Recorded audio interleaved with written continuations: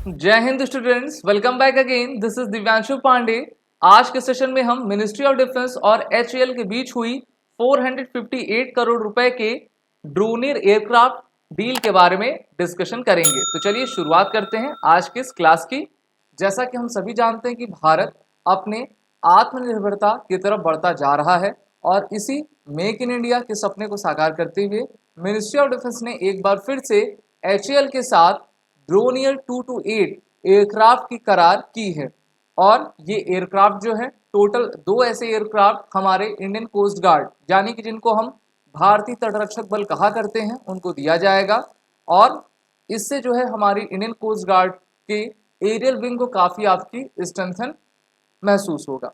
जैसा कि हम सभी जानते हैं कि हमारी इंडियन कोस्ट गार्ड भारत के जो है मैरीटाइम बॉर्डर को आपको सुरक्षित रखती है और उनके लिए एरियल एयरक्राफ्ट की आवश्यकता पड़ा करती है। तो इस प्रकार से टोटल जो इसकी कॉस्ट आ रही है वो 458.87 करोड़ रुपीस की है, जहां पर 2 ड्रोनियर एयरक्राफ्ट को प्रोक्यूर किया जाएगा। साथ ही साथ इसमें इंजीनियरिंग सपोर्ट पैकेज भी आपका शामिल है और ये सभी प्रोसेस बाय इंडियन कैटेगरी के तहत ही किया जा रहा है, जिससे कि भारत की जितनी भी कंपनियां हैं वो इसमें आपकी संलग्न होकर भारतीय फोर्सेस के लिए आपकी इक्विपमेंट्स को बना सकें।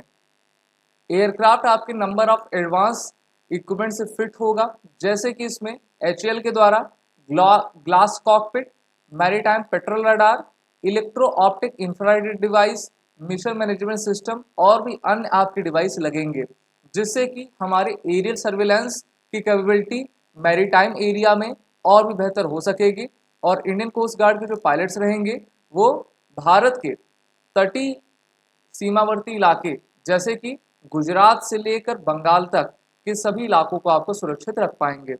हमारी कोस्ट गार्ड के पास पहले से भी इस ड्रोनियर के एयरक्राफ्ट हैं और ये 2 एयरक्राफ्ट और जब आ जाएंगे तो उनकी कैपेबिलिटी और भी फर्दर इंक्रीज होगी। ये जो ड्रोनियर एयरक्राफ्ट मैन्युफैक्चर किए जाएंगे वो एचएएल के ट्रांसपोर्ट एयरक्राफ्ट डिवीज़न जो कि उत्तर प्रदेश के कानपुर में है वहाँ पर आपका होगा। और इस प्रकार से जो एचएएल कानपुर में लोग लगे हैं उनको आपका एम्प्लॉयमेंट भी मिलेगा।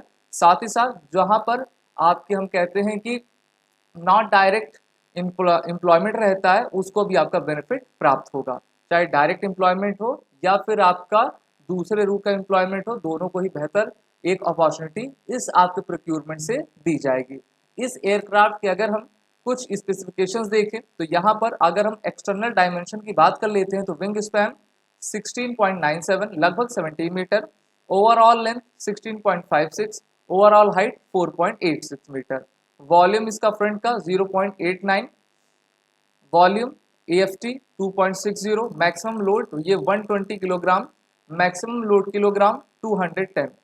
वहीं पर केबिन में देखें आपका जो पैक सीट्स होती हैं 19 रहती हैं, length 7 metre, width 1.35, height 1.55, cargo door की यहाँ पर आपको लेंथ विड्थ दिख पा रही है।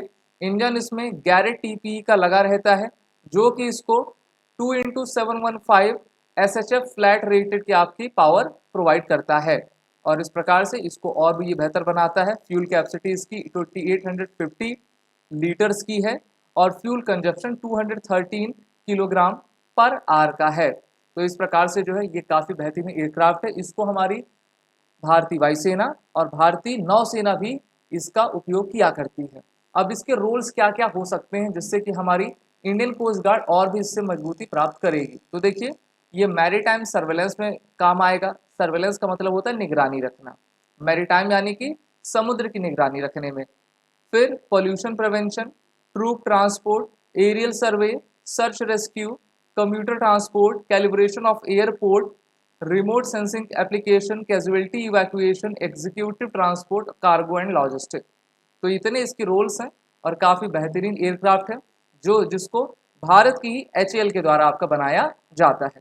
बात करते हैं हिंदुस्तान एयरोनॉटिक्स लिमिटेड की, तो इनकी हिस्ट्री जो है भारत में 79 ईयर्स पुरानी है, क्योंकि 23 दिसंबर 1940 को इस एचएएल की स्थापना श्री वालचंद्र हीराचंद के द्वारा कर्नाटक की कैपिटल बेंगलोर में की गई थी। ये एक प्रकार का एरोनॉटिकल हमारा ऑर्गेनाइजेशन है जो कि अब भारत सरकार के रक्षा मंत्रालय के अंतर्गत आता है और 1951 में इसका नेशनलाइजेशन कर दिया गया था, राष्ट्रीयकरण कर दिया गया था। तब से ये भारत सरकार की आपकी एक एंटिटी है और ये हमारे फोर्सेस के लिए काम करती है। इनका अगर हम मैन्युफैक्चरिंग प्रोग्राम देखें तो HAL के द्वारा Su-30 MKI LCA यानी कि light combat aircraft, Dornier 2 to 8 aircraft, ALH Dhruv Chetak Cheetah, light combat helicopter यानी कि प्रचंड, ये सभी मैन्युफैक्चर किए जाते हैं।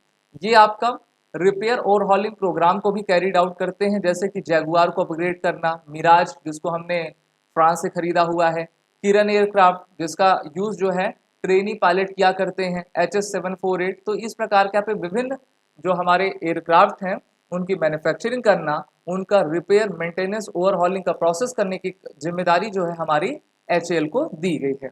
इसके साथ इन्होंने भारत में इंडिजीनियस डेवलपमेंट के प्रोग्राम को आगे बढ़ाया है और भारतीय वायुसेना के लिए इन्होंने LCA Mark 1A एयरक्राफ्ट आपका डेवलप किया है, लाइट कॉम्बैट हेलीकॉप्टर प्रचंड, light utility helicopter, basic turboprop trainer STT-40 जो कि अभी नया ही आया है।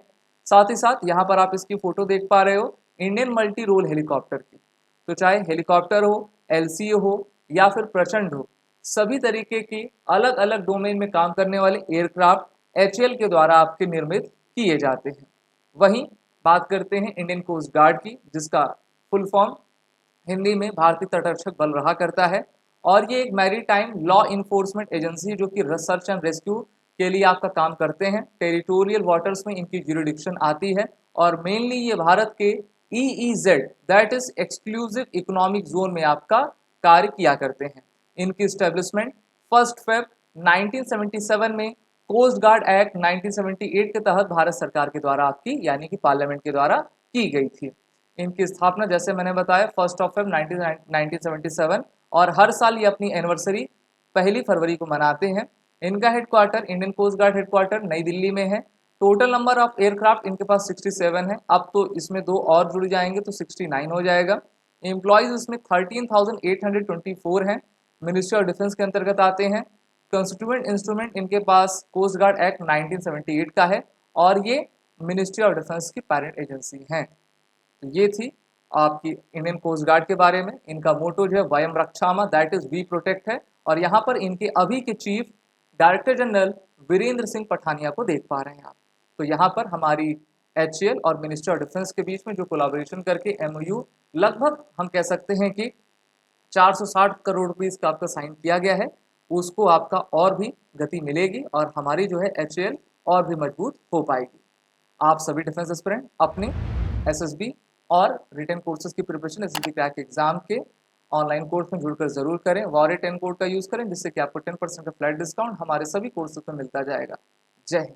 अगर आप एक डिफेंस एस्पिरेंट हैं और SSB interview, NDA, CDS, FCAT जैसे एग्जाम्स के लिए प्रिपेयर कर रहे हैं तो आप SSB क्रैक एग्जाम्स के कोर्स को चेक करना ना भूलें। आप हमारी लर्निंग एप्लीकेशन को Google Play Store से भी डाउनलोड कर सकते हैं।